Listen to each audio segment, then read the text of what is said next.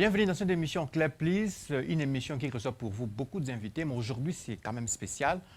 Comme vous le saviez, que c'est depuis le 10 mars dernier que la République démocratique du Congo est frappée d'un bon fouet dans le virus qu'on appelle Covid-19. La République démocratique du Congo aujourd'hui enregistre 135 cas et 11 décès. Alors, le lundi prochain, dans une déclaration faite hier par le gouverneur de la ville, la commune de la Gombe sera confinée. Notre invité est là pour répondre à toutes les questions qui seront posées dans cette émission. Il s'appelle Rodrigue Ramazani, porte-parole adjoint du parti politique Envol de l'honorable Deli Sesanga. Bienvenue, maître. Merci beaucoup pour l'invitation, Brandon. Heureux d'être là pour la première fois, je pense, sur Télé+. Merci beaucoup. Vous connaissez ce qui se passe en République démocratique du Congo. Le coronavirus frappe le pays de Patrice Emery Lumumba. Est-ce que ça vous fait quand même mal ou bien vous les voyez comme d'autres Congolais? Évidemment, étant que d'abord responsable politique, acteur politique, citoyen congolais, et sur quoi un des élites de ce pays, au regard de cette crise sanitaire qui frappe le monde entier, tous les pays du monde sont frappés, la majorité d'ailleurs sont frappés, même les grandes puissances sont frappées, et la RDC n'est pas restée en reste. Le Covid-19 n'a pas pardonné la RDC, peu importe la situation socio-économique, la réalité, les difficultés qu'on a. On vient à peine de sortir de la crise d'Ebola. J'espère que finalement l'État va nous dire clairement que l'Ebola n'est plus là, bien que nous venons à peine de sortir de là. La pandémie Covid-19 ne nous épargne pas non plus. Je suis bel et bien informé. Et d'ailleurs, c'est dans ce cadre-là que le président de mon parti, l'honorable Deli Sesanga, le 21 mars exactement, avait fait un message de sensibilisation pour appeler la population congolaise à observer les règles d'hygiène telles qu'édictées par l'OMS, mais aussi il avait fait des recommandations au président de la République, donc au pouvoir public, de décréter l'état d'urgence, ce qui est fait.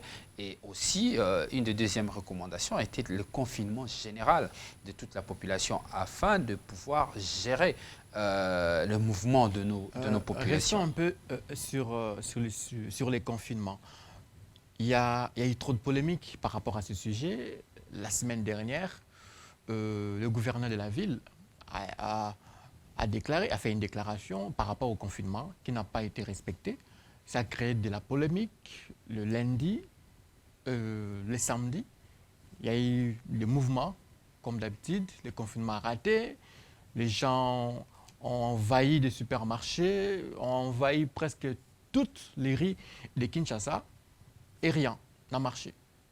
Est-ce que ce n'est pas un sabotage pour le gouverneur de la ville de Kinshasa? Moi, je ne le vois pas dans le cadre d'un sabotage. Ce qu'il faut dire aujourd'hui, nous constatons que le pouvoir public est dépassé.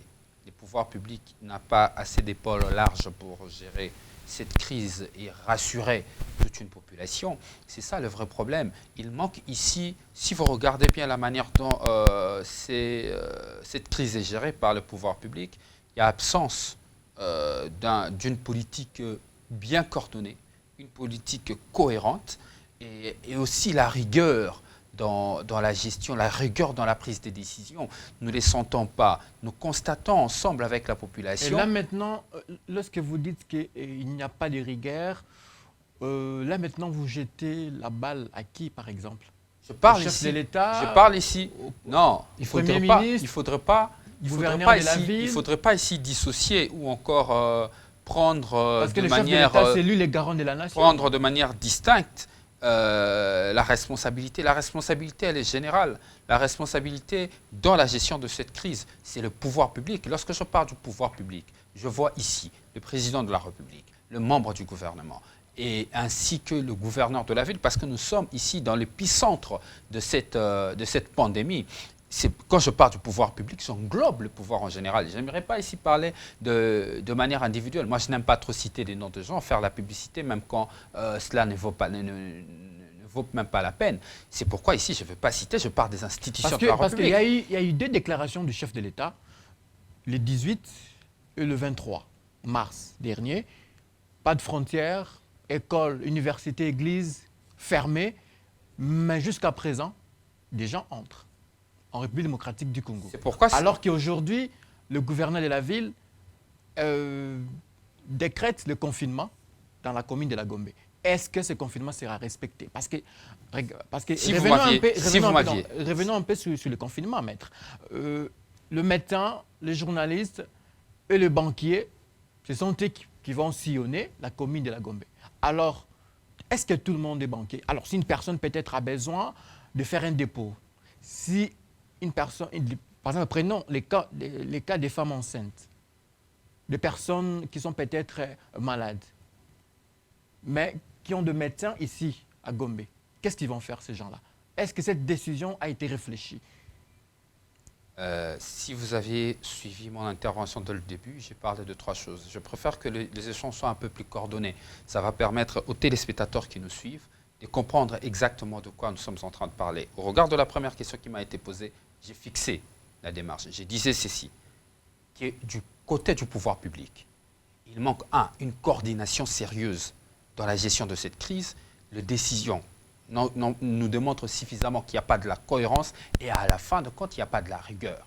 Ce qui veut dire, au regard de ces 3 aspects que je viens de soulever, le gouverneur de la ville avait pris une décision de confinement général, ce qui est à saluer. Malheureusement, cette décision a été levée sans pour autant prendre par le gouverneur lui-même. Une décision qui a été prise par le gouverneur ne pouvait être levée que par le gouverneur, avec une raison qui ne tient pas la route. Malheureusement pour moi, on nous dit que c'est en cause de flambée de prix dans le marché qui n'a pas permis au Kinois de s'approvisionner.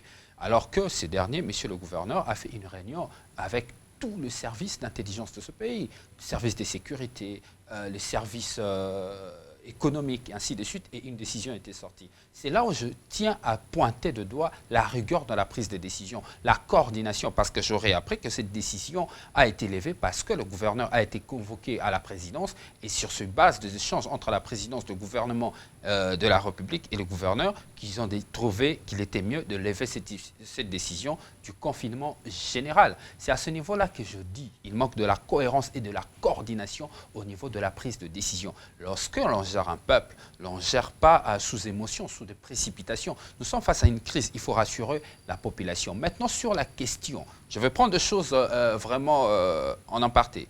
Maintenant, sur la récente décision du gouverneur de la ville pour confiner seulement la ville, la commune de la Gombe, j'aimerais ici fixer l'opinion aussi, parce que j'ai suivi le gouverneur de la ville dire que c'est sur demande du comité des ripostes qu'ils ont pris cette décision de confiner seulement la commune de la Gombe. Nous, l'envol, les partis en vol dirigés par l'honorable Sessanga, nous estimons que c'est une très mauvaise décision, une mauvaise prise de position. Parce que l'objectif, d'abord, lorsque nous on a proposé, c'était le 21 mars, le président de la République a pris sa décision de décréter l'état d'urgence le 23 mars exactement. Donc le 21 mars, lorsque nous on a proposé que l'on puisse décréter l'état d'urgence, l'objectif principal... Vous, il y a eu quand même un groupe de députés, Patrick Mouyaya, Claudel Loubaya, Francine Mouyumba et Juvenal Mounibo. Écoutez, je n'aimerais pas entrer dans de polémiques de personnes. Je parle à de dates. Vérifiez la déclaration des honorables députés dont vous faites allusion. Cette déclaration est venue 2 jours après, 48 heures après la position de l'envol faite par son président national. L'envol a fait une proposition le 21 mars, je donne bien la date. Vérifiez maintenant, ensuite vous allez constater qu'évidemment, c'est à la suite. Ça n'a pas été respecté. Je ne veux pas me rabaisser dans de polémiques, je préfère rester très... Cela n'a pas été respecté, je préfère rester au-dessus de la mêlée. Donc, ce que je disais tout à l'heure, le président de la République, en décrétant cela, en proposant cela, l'envol, voulait en fait que le mouvement de la population soit contrôlé. Et le mouvement de la population pouvait être contrôlé si on avait un pouvoir public qui avait de la rigueur dans sa décision. Mais malheureusement, vous constatez ici que le pouvoir public est dépassé. Il y a à peine, j'arrivais ici je suis passé par Rond-Point Gaba, Lemba Super, je cite des endroits, Mollard, Rond-Point Mollard. Vous allez constater que c'est comme si nous ne sommes pas encore dans un état d'urgence. L'objectif était de contrôler les mouvements de la population afin d'éviter la proximité entre la population pour gérer. Permettez-moi de chuter, s'il vous plaît, Brandon. Pour gérer la contamination. Mais malheureusement, ici, nous sommes ailleurs. Donc, la décision prise, je reviens maintenant sur votre question pour qu'on ne puisse pas s'évader. La décision prise aujourd'hui pour confiner seulement la commune de la Gombe, à mon sens, ne trouvera pas la vraie solution parce que l'objectif ici, c'est de confiner tout le monde pour que le pouvoir public puisse mener des actions afin de dépister tout le monde et de mettre en quarantaine ceux qui doivent être en quarantaine. Mais mettre seulement la commune de la Gombe en quarantaine, ça n'a pas de sens. Tous les journalistes qui travaillent dans des chaînes à la Gombe, qui viennent travailler chaque jour à la Gombe, qui, entre guillemets, peuvent aussi être contaminés. Les avocats qui travaillent, qui ont des cabinets à la commune de la Gombe, n'y habitent pas tous dans la commune de la Gombe. Les domestiques, les chauffeurs de toutes ces personnes qui vivent à la Gombe, qui ne viendront pas au travail, Maître, évidemment, parce que Gombe sera... S'il vous plaît, permettez-moi de chuter, c'est très important pour fixer l'opinion. Sinon, vous allez couper le fil d'idée, l'opinion ne va rien comprendre. Le travailleur qui travaille à la Gombe, qui habite à Massina, Kingasani, Lemba, Bandal, Kitambo, écoutez, s'ils ont été contaminés, certainement ils vont le transmettre. Après la fin de la contamination, de mise en quarantaine de la Gombe, certains vont revenir encore au service. Pour nous, l'envol, la bonne solution, c'est le confinement général. Maître, revenons un peu sur le confinement général. Vous demandez que le confinement soit... vous demandez le confinement général dans toute l'étendue de la République. Est-ce que vous tenez compte à la situation des Congolais? Les Congolais vivent dans les taux du jour. À manger en RDC est difficile. Les parents sont impayés. Pas de courant, pas d'eau, pas de route. Est-ce que le confinement général en République démocratique du Congo ne va pas créer encore ce qu'on appelle en économie une inflation? Parce qu'on a vu la semaine dernière, dans des supermarchés, dans d'autres endroits, un sac de riz qui s'est vendu à 35 000, alors le prix a doublé, voire même triplé. C'était tellement difficile. Il y a même d'autres qui cherchaient même les pondous, ils n'ont pas eu. Et ici, vous évoquez l'envol, évoque ce qu'on appelle le confinement général dans toute l'étendue de la République. Est-ce que ce n'est pas une mauvaise idée pour Délice Sanga et pour vous, ses acolytes? Écoutez, moi, ce que je veux dire ici, je parle en responsable politique. Je sais de quoi je vous parle. Lorsque l'honorable Sesanga parlait le 21 mars dernier, la pandémie ou encore le Covid-19 n'était pas encore arrivé à Bunia, n'était pas encore arrivé au Nord Kivu, n'était pas encore arrivé en Ituri. Mais aujourd'hui, je vous parle, où nous sommes à 134 cas de contamination. Le Covid-19 n'est plus seulement à Kinshasa, c'est maintenant dans les provinces. À Kinshasa, épicentre, la situation s'aggrave, où on estime avoir assez des hôpitaux, bien que pas assez performants dans le sens de la gestion de cette crise, mais et ailleurs, dans l'arrière-pays, parce que moi j'ai eu la chance de faire l'arrière-pays plus d'une fois, je vous dis que ça sera catastrophique. Si le pouvoir public ne prend pas en charge cette situation, nous allons aller à la dérive. Qu'est-ce que nous disons? Je reviens encore dans ce que je disais au début de l'émission. Une coordination dans la conduite de la crise, des décisions cohérentes, de la cohérence entre les différents services de l'État et à la fin de la rigueur. Parce que vous parlez de la flambée de prix au marché. Quelle était la raison pour que le prix puisse augmenter, de denrées alimentaires puisse augmenter sur le marché? Il n'y avait aucune raison, ce n'était que de la spéculation. Qu'est-ce que nous pouvons tirer de là? Ça veut dire qu'il y avait défaillance du service de l'économie qui fixe les prix, qui suit le prix sur le marché. Lorsqu'il y a défaillance du service, ça veut dire qu'il n'y a pas eu... Permettez-moi d'arriver. Si vous me permettez d'avancer, je vais argumenter. Nous allons certainement tomber dans votre question. Votre question qui pose, vous voulez savoir si les opérateurs économiques sont contrôlés, mais ils doivent être contrôlés par qui? C'est le pouvoir public qui est défaillant. Aujourd'hui, il est démontré que le pouvoir public est défaillant.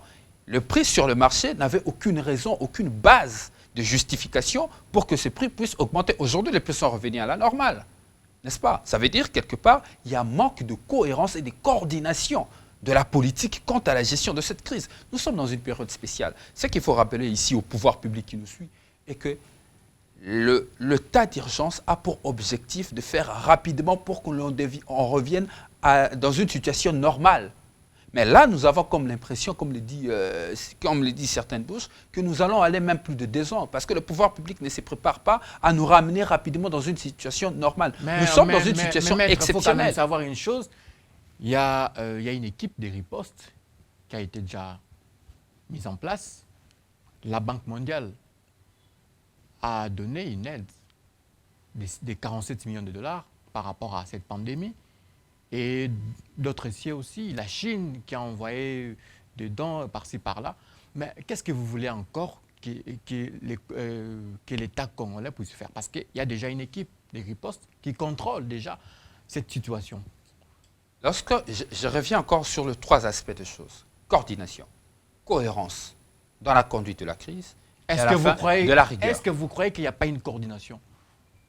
Vous venez de poser des questions ici, Brandon. Vous-même, vous avez constaté que le gouverneur de la ville prend une décision alors que, entre guillemets, j'aurais appris que la présidence et le gouvernement et le Premier ministre, ils n'étaient pas informés. Le gouvernement n'était pas informé. Il vite convoqué à la présidence le soir, il lève sa décision. Dites-moi, est-ce qu'à ce niveau-là, pouvons-nous parler d'une coordination de la crise? Ça veut dire chacun dans son coin prend des décisions comme il veut. Au Katanga, vous avez appris qu'on a mis en quarantaine pendant 48 heures toute une population, alors qu'au niveau central, rien n'était informé. Et à la fin de compte, vous constatez qu'il n'y a pas de la cohérence dans la gestion. Lorsque vous constatez que le pouvoir public prend une décision, après, le lendemain, il lève cette décision, après avoir créé tout ce qu'on a créé, encore qu'il faut patienter, voir 14 jours après, les 14 jours d'incubation, qu'est-ce que la ville de Kinshasa va produire par rapport à ce qui s'était passé avant. Ce n'est pas moi, ce sont les faits sont sacrés. Quand je dis qu'il n'y a pas de coordination, c'est clair, je viens de démontrer en termes d'exemple qu'il n'y a pas de coordination, qu'il n'y a pas de cohérence, cela démontre qu'il n'y a pas de cohérence parce que les différentes décisions des autorités démontrent à suffisance que chacun prend des décisions selon ses émotions, selon ses tempéraments. Et à la fin, il n'y a pas de rigueur dans la prise de position Maître quant à Rodrigue, jusqu'à présent, je suis en train de répondre à vos questions. Jusqu'à présent, il y a trop de suspicions par rapport au nombre des infectés. Hier soir, le nombre s'est alourdi à 135 cas et 11 décès. Et jusqu'à présent, il y a des doutes. Les Congolais réclament pas d'image, pas de nom. Et où sont-ils exactement ces gens? Écoutez, de doute, que moi personnellement, le Covid-19 est réellement à Kinshasa? À suivant ce que le comité de riposte nous renseigne, je vous confirme que le Covid-19 est là, il ne faut pas blaguer. Parce que moi, je n'aimerais pas citer des noms, parce que c'est un parent, c'est un mari, quelqu'un que je connaissais de très proche, est décédé suite à cette pandémie. Il faut le prendre au sérieux. Il ne faudrait pas ici amener des substitutions comme quoi que ça n'existe pas. Il faut prendre cette menace au sérieux. C'est mondial. Ce n'est pas seulement au Congo, c'est partout. C'est presque partout dans le monde. Qu'on parle aujourd'hui de Covid-19, le monde est paralysé. Et ce n'est pas à Kinshasa qu'il faudrait commencer à prendre les choses à la légère. C'est à cause de tout ça, parce qu'il n'y a pas de la coordination, il n'y a pas de la cohérence de la conduite de la crise et de la rigueur, vous constatez que... Il y a même d'autres qui critiquent la communication. Vous constatez... La communication du ministre de la Santé. Tout ça c'est dans la coordination de la gestion de la crise. Vous constatez que la population commence à ne pas avoir confiance à ce que le pouvoir public... Le pouvoir a perdu pédale. À ce que le pouvoir public lui annonce. Mais moi, étant que responsable politique, je tiens ici à dire à la population d'être prudent, de prendre soin de respecter les différentes règles d'hygiène telles que dictées par l'OMS et d'adopter et de respecter les gestes barrières afin de mettre de bouter dehors cette pandémie. Très cher Brandon, il faut dire à notre population que le pays est en guerre. Nous sommes en guerre face à un ennemi invisible qui met KO certains de nos compatriotes. Aujourd'hui, on parle de 11 morts. dans une ville comme Kinshasa, dans un pays comme le Congo, qui n'est pas assez outillé comme les États-Unis qui sont dépassés aujourd'hui, l'Italie qui est dépassée, la France, bientôt des machines arrivent. Il faut prendre la chose au sérieux. Bientôt, je parle ici étant que responsable politique, je demande à la population le matériel de prendre. Arriver. Oui, il est important parce que vous parlez de ça. C'est qu'il faut demander parce que l'État n'a pas de moyens. S'il faut compter avec l'État qui est déjà irresponsable depuis longtemps, le gouvernement qui est dépassé depuis longtemps, avec un budget proposé à 11 milliards et avec un plan de trésorerie de 5 milliards, l'État n'a pas de moyens. L'État n'a pas de moyens pour... Est-ce que c'est seulement aujourd'hui que l'État n'a pas de moyens? Et c'est encore... En 2006, c'était la même chose que l'État n'a pas de moyens. C'est encore grave. En 2004, l'État n'avait pas de moyens, alors que c'est Sanga qui était derrière Jean-Pierre Bemba, qui fit le vice-président de l'économie et finances. Cette récitation, c'est depuis longtemps. Depuis 2001, l'État n'a pas de moyens. 2003, l'État n'a pas de moyens. Mais le plus important dans une société... Jusqu'à aujourd'hui, vous revenez toujours avec le même discours. L'État n'a pas de moyens. Jusqu'où? Mais c'est une vérité. C'est un fait. Vous êtes journaliste, vous savez que les faits sont sacrés. Il ne faudrait pas le déformer. Moi, je ne vous donnerai pas une formation de journaliste ici, encore que j'en ai pas la qualité. Les faits sont sacrés. Ici, je vous dis que l'État n'a pas de moyens. Ce sont les faits et c'est sacré. C'est qu'il faut consacrer, c'est ça. Ce n'est pas autre chose. Les commentaires, vous êtes libre de le faire. Alors, l'État n'a pas de moyens, mais il y a des sommes qui vont dans les poches des individus. Mais écoutez... Des 15 millions, des 1 million, des 10 millions. Vous parlez... Quand je dis l'État n'a pas de moyens, ça veut dire que l'État congolais a un sérieux problème. C'est pourquoi nous, on a proposé une solution depuis longtemps. Aujourd'hui, heureusement, de plus en plus on en parle. L'envol a proposé depuis, ça fait 2 ans aujourd'hui, la réduction du train de vie de l'État. L'envol a proposé. Lorsqu'on a proposé cette solution pour permettre à l'État d'avoir suffisamment de moyens et d'investir afin de créer de la richesse, on était critiqué, même par beaucoup de députés de tous bords. Les élus de tous bords étaient contre nous parce qu'on a parlé de la réduction des émoluments des élus. Parce qu'il faut commencer par les élus, ce sont eux les autorités budgétaires et pour servir d'exemple à d'autres institutions. Nous, lorsqu'on a parlé, on nous a critiqués. Mais aujourd'hui, je constate, en tout cas, je tiens à saluer tous ces leaders politiques qui ont compris finalement que la voie de la raison, une fois de plus, c'est l'envol, qu'il faut suivre la position de l'envol. Nous avons parlé de la réduction du train de vie de l'État, c'était avec raison. Il est inconcevable que le pouvoir public ou encore les institutions de la République continuent à prendre 70% de notre budget national. Aujourd'hui, face à cette crise, le gouvernement, l'État est incapable. Il est incapable de lui-même par ses propres frères de confiner les gens à la maison et de sortir de l'argent pour soutenir. Voilà pourquoi l'envol, une fois de plus, dans un élan de solidarité, les partis envolent par le biais de l'honorable député président Sesanga. L'honorable Sesanga a décidé de donner ce qu'il a de plus cher. Ce qu'il a le plus cher, ce sont ses revenus. C'est ses monuments comme député du mois d'avril jusqu'au mois de décembre. L'honorable Sesanga a donné... Sesanga a beaucoup d'argent. Écoutez, vous n'êtes pas son banquier, je ne suis pas non plus. Dire qu'il a beaucoup d'argent. On connaît bien l'histoire, c'est ce qui s'est passé en 2001, en 2002, en 2003. On ne revient pas sur ces dossiers. Sesanga a beaucoup d'argent parce qu'il fit un directeur de cabinet d'un vice-président de la République. Alors, moi, je crois que... Non, je ne vous laisse pas passer là-dessus. C'est pas un débat, c'est très important. C'est pas un débat. C'est pas un débat, mais vous venez de parler de votre opinion. C'est déjà passé. Brandon, je ne vous laisse pas passer. Je suis désolé. Je ne vous laisse pas passer. S'il vous plaît, moi aussi, je vous le demande. Non, s'il vous plaît, maître. Je vous le demande. C'est mon plateau, s'il vous plaît. Oui, posez votre question, je répondrai à ma manière aussi. Ok, c'est mon plateau, maître. En fait, le chef de l'État a pris plusieurs décisions par rapport aux frontières, par rapport au vol. Est-ce que cette mesure a été respectée? Dernièrement, on vient de lapider quelques étrangers dans la commune de Massina. D'où viennent ces étrangers? En plus,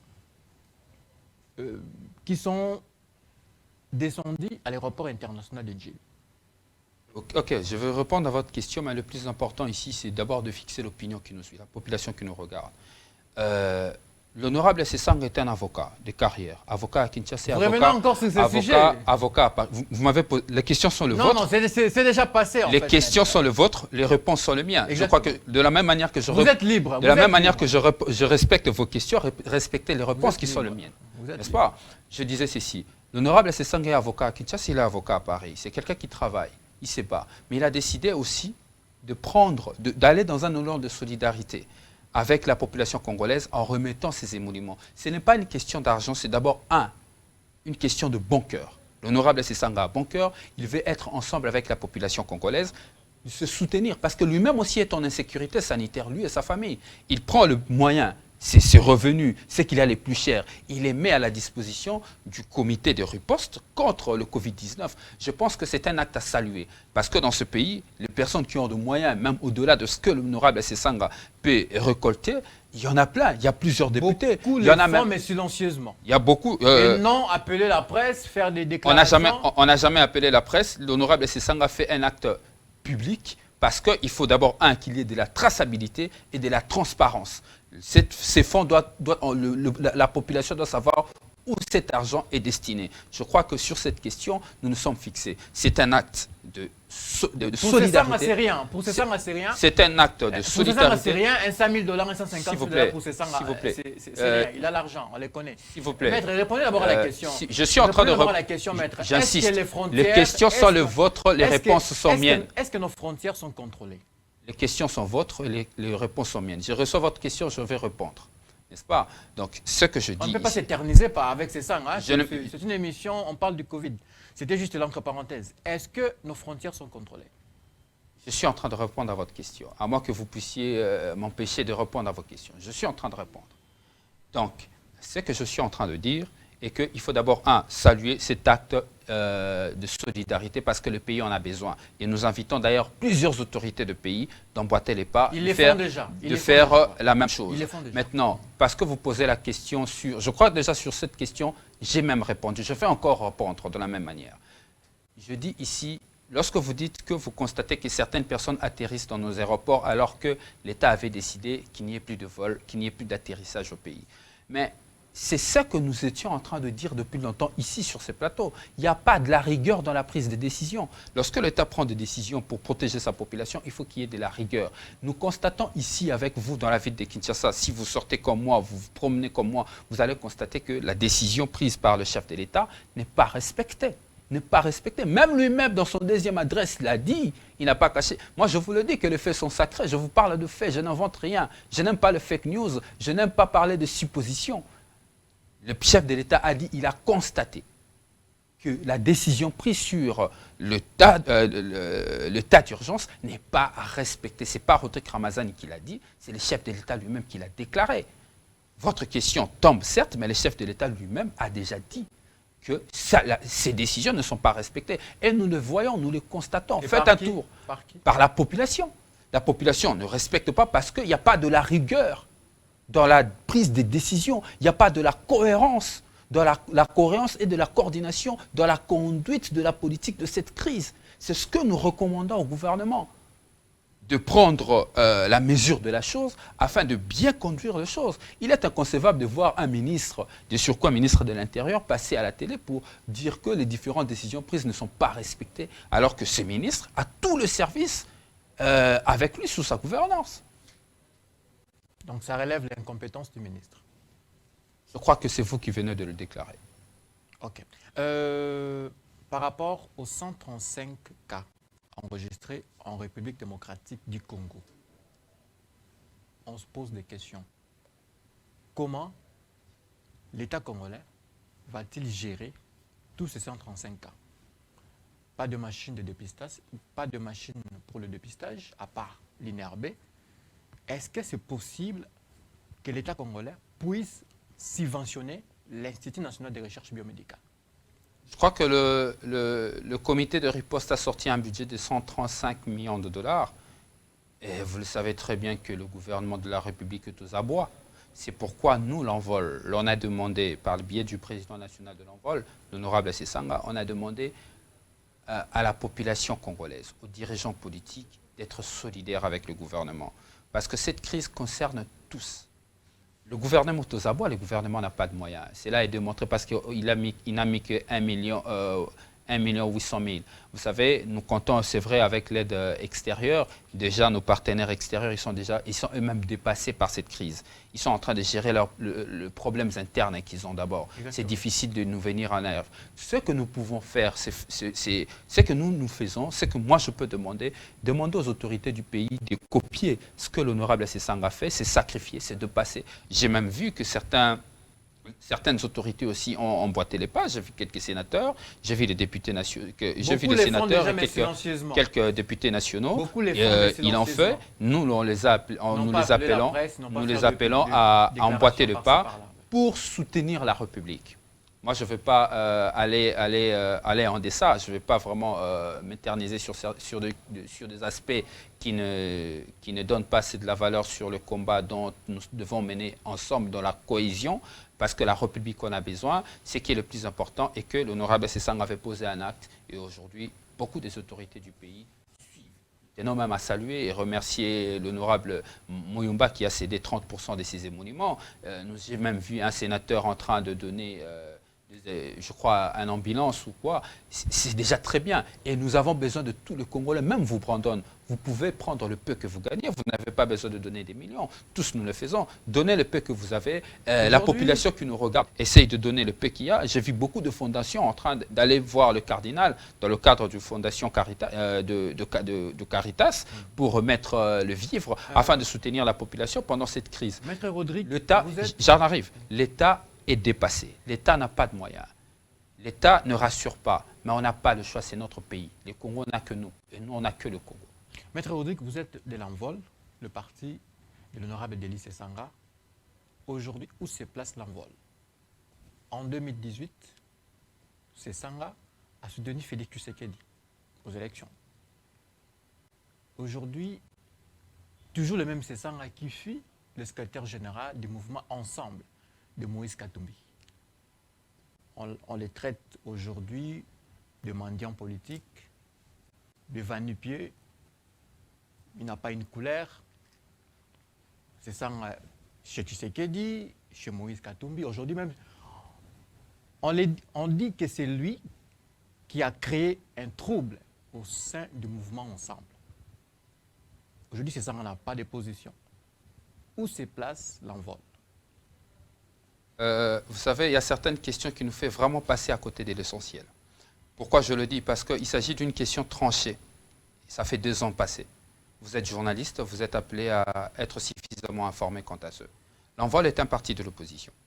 L'Envol a fait sa déclaration d'appartenance dans l'opposition, conformément à la loi portant statut de l'opposition.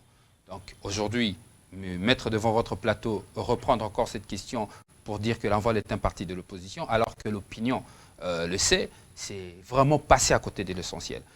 L'Envol est un parti de l'opposition. Le reste des questions à polémique qui ne servent à rien alors que nous sommes en pleine crise de Covid-19, je ne sais même pas s'il y a intérêt d'y répondre. Mais moi, je vous réponds, je vous le dis, que l'Envol est un parti de l'opposition. Nous avons fait notre déclaration d'appartenance conformément à la loi portant statut de l'opposition, qui du reste est une loi faite avec l'intelligence de l'Envol, de l'honorable Sessanga dont vous faites allusion. Parce qu'aujourd'hui, je vous ai bien suivi religieusement, du début comme à la fin, vous critiquez. En général, vous critiquez le gouvernement. Problème de cohérence, les mesures ne sont pas respectées, par X, par Y. C'est pourquoi je vous ai posé cette question, où se place l'Envol? Vous dites que l'Envol est dans l'opposition. Est-ce que... Je dis ça pourquoi? Parce qu'aujourd'hui, si le Congo a des sérieux problèmes, c'est à cause de vous, les politiques. Parce que je suis journaliste, je prends la place de la population. Fayulu, dernièrement, a publié dans son tweet, il faudrait que chaque Congolais contribue avec une somme de 5 $. Est-ce que ces mêmes Congolais continuera toujours à vous faire confiance? Je ne suis pas membre de l'ESID, parti de l'honorable Fayulu. Je ne suis pas porte-parole de Martin Fayulu. Je suis vraiment très mal à l'aise de répondre. Vous êtes un politique. De répondre à une question qui est liée à l'honorable Martin Fayulu. Ce qui est plus important, si je dois comprendre l'esprit de votre question, qu'il a appelé la population dans un élan de solidarité pendant cette crise. Moi, je trouve aucun inconvénient. C'est aussi la demande de l'Envol. Appelle mais oui, les politiques mais écoutez, et la population. Nous sommes dans une guerre. Nous sommes dans une guerre. Dans la guerre où nous sommes, il n'y a pas de couleur politique. Le plus important aujourd'hui, c'est de bouter dehors le Covid-19. Pensez-vous vraiment qu'il est important aujourd'hui de dire à Martin Fayulu de ne pas demander à la population d'être solidaire avec le gouvernement de la République? Parce qu'on est de l'opposition. Il y a certaines questions de la vie nationale qui n'est pas revêtue de couleur politique. Le problème au Congo, On est tellement habitué avec cette politique du coin de la rue qu'on veut polémiquer sur tout et pour tout. Nous, l'Envol, nous ne faisons pas cette politique-là. Notre politique n'est pas basée sur des individus. Notre politique est basée sur les idées.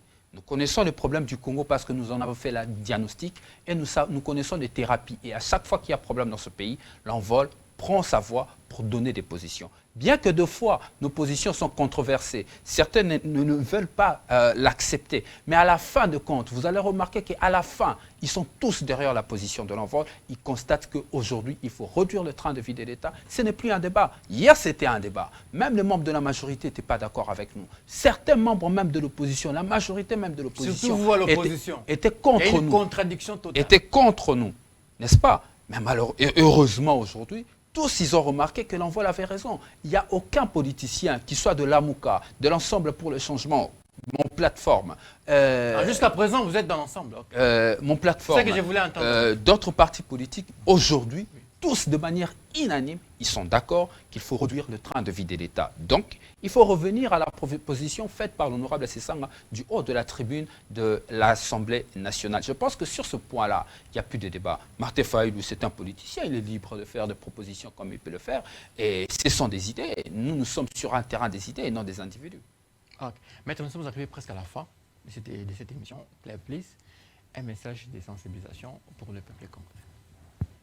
Je tiens ici à dire à la population, premièrement, de respecter toutes les mesures d'hygiène telles que dictées par l'OMS, aussi d'observer les gestes barrières. Lavez-vous régulièrement les mains, soit avec de l'eau et du savon, ou encore avec, comment on appelle ça, le gel hydroalcoolique. Faites-le fréquemment, évitez de tousser en public, prenez le soin de suivre tout le geste barrière tel que dicté par l'OMS ainsi que le ministère de la Santé pour permettre à l'État congolais de mettre dehors cette pandémie qui nous menace tous. Mais à la fin de compte, j'invite aussi toutes les autorités de la République, députés, sénateurs, ministres, députés provinciaux, députés nationaux, ministres, mandataires publics, de particuliers, de privés qui peuvent... Les militants des partis. Les militants de partis politiques qui peuvent mettre quelque chose, qui mettent leur main dans la pâte afin d'aider la République parce que le gouvernement est aux abois. Le gouvernement n'a pas de moyens, l'État n'a pas de moyens. Si on laisse des choses comme ça, nous allons nous retrouver dans une situation ingérable et nous allons perdre beaucoup des êtres qui nous sont chers. J'invite d'ailleurs toutes ces autorités d'emboîter les pas à l'honorable Sessanga qui a pris le courage de donner ce qu'il a le plus cher, son revenu comme député national. Il s'appelle Rodrigue Ramazani, porte-parole adjoint du parti Envol de l'honorable Denis Sessanga qui a répondu à nos questions de cette émission. Maître Rodrigue, on vous remercie. C'est à moi de vous remercier pour cette marque de considération que vous avez faite. Merci beaucoup.